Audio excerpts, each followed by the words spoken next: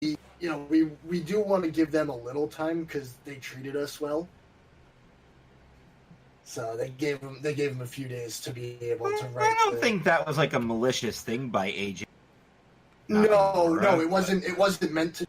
But New Japan had already written their show for them, not realizing that they were leaving. Yeah.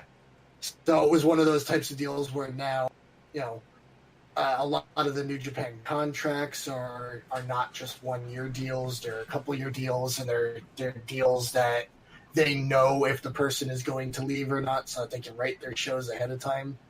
Well, another big thing about the announcement is I don't think All Elite necessarily did that for the benefit of New Japan. I think they did. Yes. They wanted to kick off 2019 with a huge announcement. And in my opinion, they successfully did that. I mean, what bigger way to kick off the new year than to announce that your rumored new promotion is not only official, but we've, they've crossed the T's and dotted the I's, and now they're getting talent on board. I mean, they even have another show announced. So this is not something that people need to be turning a blind eye to. I'm still, grain of salting it. Well, you have to after Global Force Wrestling looked like it. Yeah. And we see how that works. They never got a TV deal, even though they recorded 6 months of television. Yep. Which is ridiculous. But word is, because All In did so good that with buys and stuff, that there are networks looking to grab them. So, yes, I have heard that, which is pretty cool. Which is cool. So, keep an eye out, people. All Elite Wrestling has the potential to be. Actually, if anything, it could be the. If anybody's going to be the Impact Killer, it'd be All Elite. Well, possibly. I'd already rather work there. Well, sure. Yeah. I think anybody would work anywhere. So, of course, let's talk about all the big rumors of AEW. Who's confirmed versus who's just... All right, let's see. Cody, obviously. Cody and Brandy. And Matt and Nick Jackson. Hangman is confirmed. Hangman Page confirmed. So you will see Hangman Page. On the rumor list, Kenny. Again, we know that WWE has made him a fantastic... But that's all grain of salt stuff, too. So, of course, I think one of the big questions is going to be... It's going to be like the Royal Rumble, what? Was the big Omega rumor? Yes. Yeah, so it's going to be another case of where is Kenny Omega going? And he is in a very unique spot where he can just troll the shit out of everybody because everybody's interested in knowing. He can say whatever he wants, and he can do whatever he wants. Yep. On the rumor list, of course, they have reached out to Jim Ross, who is under contract at WWE through March. So he could come on board. Chris Jericho definitely wants to be part of the project, and he's in that other unique spot where he can pretty much do whatever he wants. And they've said that he's supposedly going to be a major factor in some capacity. Well, not only will he be a huge name for signing purposes, but think about all of the connections and stuff that he's made over the years and how many people he could get on board. Yeah. If he gets on board, he can immediately broker a deal with Lance Storm, and look how many new trainees they can sign right out of his school and have homegrown talent right off the bat. Because Jericho and Storm are best friends. Yep. And that's just one example that came to mind. Not to mention, like, all the opportunities for advertising when you just say, hey, we have Chris Jericho. It's like when they were trying to make The Wrestler, and he wanted Mickey Rourke to be the character, but they were like, we're not going to get the money to make the movie with him. And they're like, okay, Nick Cage will be playing Randy the Ramp. Here's all the money. We're going back to Mickey.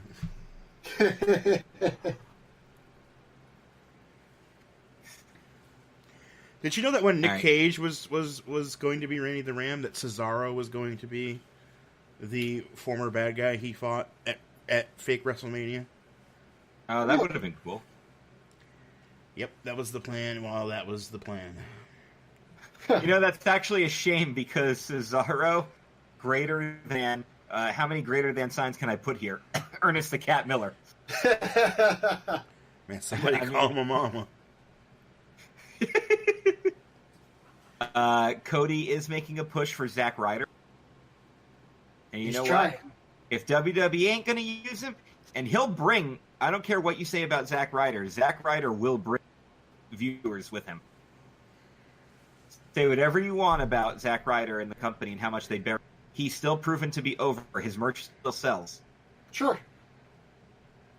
Christopher Daniels, of course, we know he's looking at retirement now, but I think he'll stick around and definitely do something to help out an upstart. And he's also very close with the Elite guys, so... Two currently contracted WWE stars who are unnamed have either definitely going or have made very hard pitches to go. Speculate on that all you want, guys. Yep. Who do you think? No names, just two contracted guys that have either been offered or have offered their services. There you go. So think about low card guys. Of course, a lot of people keep saying, and he's been on a trolling run on Twitter like crazy because he actually announced his retirement just to troll people, which I thought was pretty funny. Think people that were in NXT that were promised the world and have gotten shit. Yeah. Yeah, definitely think there. Perhaps somebody who's no longer a champion very recently. How about Britt Baker? That's an official signing. That's an announced signing. Yep. That's a great signing, too. A big rumor is that they might have some capacity, and that will draw. Again, regardless of your opinion of Goldberg, he will draw. Correct. And the reason why he's almost certain is because the guy that they have at the head of their the guy who goes out and finds people. Talent scout? Yeah. Their head scout is actually the people that brought Hall and Nash to WCW. He works with Goldberg still currently. It's basically he's an agent that has all these connections. Nice. I can't for the life of me remember his name, but he's the guy that's basically the agent of wrestlers. So he's just like, yeah, come on, I got a place for you. I'll do. Yep. Well, they're apparently looking at BJ Whitmer and longtime Ring of Honor producer. That would be a big sign for them because it's got a very successful track record. I believe he's already on board. Oh, there you go. He left Ring of Honor suddenly about a month ago. Think Dolph Ziggler. I mean, that could be a big signing. And again, just like Zach and even Ty, he will bring viewers with him. The Khan family is fronting approximately $100 million to help the upstart. Yep. And the Khan family is the people who own the Jaguars. That's why Brandy and Cody were wearing Jaguar-inspired gear at Wrestle Kingdom. And Jericho thanked Khan for tickets to a football game he was last week. Yeah. Well, fortunately for football fans, Carson Wentz is hurt again. If you're an Eagles fan, at least you know they're starting the right quarterback. Yeah, Big Dick Nick.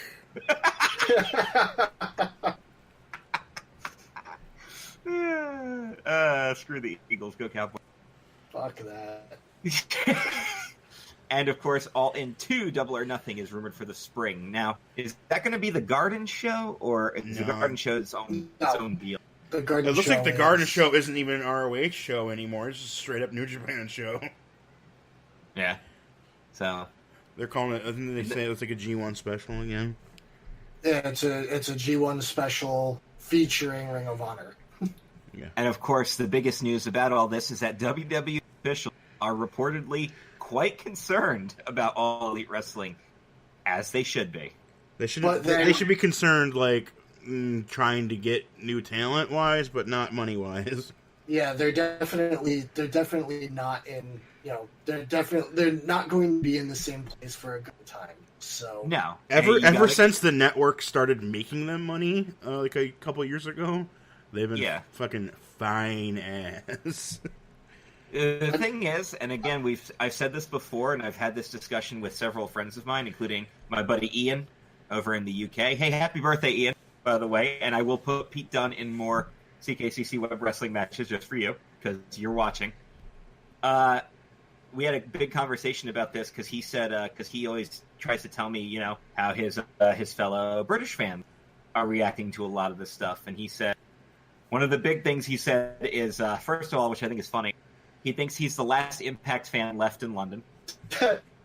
Because he said this, nobody gives a shit about it there. That used to be the only place where they did give a shit about Impact. I know, so that's why that's funny. But the other thing that we were discussing was he said same thing that I kind of said. He's like, if they crawl before they walk, because you got to learn to crawl before you walk, they could be a major player. But he agreed with me. If they try to go too much too soon, they could easily They shouldn't get be doing. down. They shouldn't be doing regular shows in basketball arenas. They need to be doing. They need to do a monthly special in a real. They need to be doing their regular shows at places that like ROH works and stuff, and then do the big pay-per-view style shows. Not even in an NBA arena yet. Still, sure. I mean, it makes sense to me. They need to take it so they can't think that they're going to box with WWE. You've got to do Korakuen Hall. New Japan does half their shows at Korakuen Hall still, so you got to do it that way. You have to. Yep. Which is like I always compare it to the ECW arena, but really Korakuen Hall holds like 10 times as many people as the ECW arena does. Yeah, it does, yeah. So. But I definitely, I'm excited as a wrestling fan. I'm very excited because more competition is good for the business. If WWE officials are legitimately concerned, then that means they now don't have and here's the other thing about WWE. Say whatever you want about the current product. When they get backed into a corner, actually backed into a corner, they know how to come out with a must-see product. Well, here's the thing. They haven't been backed into a corner in 20 years. Right. But if they are, they're going to have no choice but to start, they like to make all the jokes about how to appease the hardcore fans. Case in point, TNA tried to go up against them, and WWE was like, pfft, and just blew them out of the water. The best part about that was WWE didn't even try that hard. All they did was they put the right chips on the table at the right time. My favorite, well, think about it. When their big Monday Night War Impact was set to air, what did WWE counter with? The return of Bret fucking Hart. Nobody wasn't going to tune in to see that. Was their counterpoint. TNA was dead in the water right from the beginning. Which is like a thing that they'd probably already been planning for months. Yeah. And they were just like, well, screw it. They're gonna try this hard. We're gonna. Also, yeah, don't come at WWE while they're gearing up for WrestleMania. Yeah, I mean, there's a don't make the same mistakes everybody else. Don't try to box with WWE. Don't try to snub your nose at them. Don't try to play off their storylines. Yeah, and that's another thing. Don't do what Impact did. Don't make every show burying them, because look how many fans that turned off. Not just me, because I was super turned off by that. I didn't turn on Impact to watch and be reminded of WWE. I turned on Impact to get an alternate, and 3 times a segment they would take a shot at WWE. It was ridiculous. It was overkill. And then when they were starting to put out a good product, I wasn't interested anymore. And then when I did finally start to tune in, they did the same thing. Yep, they jumped right back into the old guard. And you can't do that shit, guys. But again, we have a different situation here.